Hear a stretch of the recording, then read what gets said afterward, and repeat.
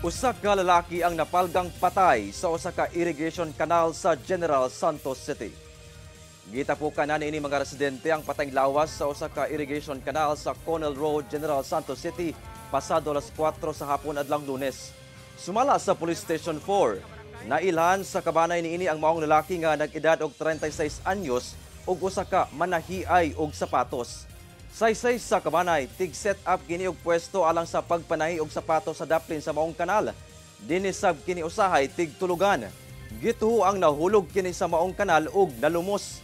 Ang maong lalaki ulahing nabisita sa kabanay niadtong Sabado diyang gidal-an kini og pagkaon.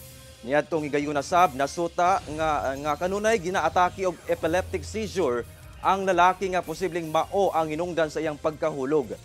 Sa investigasyon sa PNP, walay foul play sa itabo sanglit walay samad sa lawas niini. Kumbinsido sab ang kabanay sa resulta sa investigasyon. Ginasulayan pa kining makuhaan og pahayag.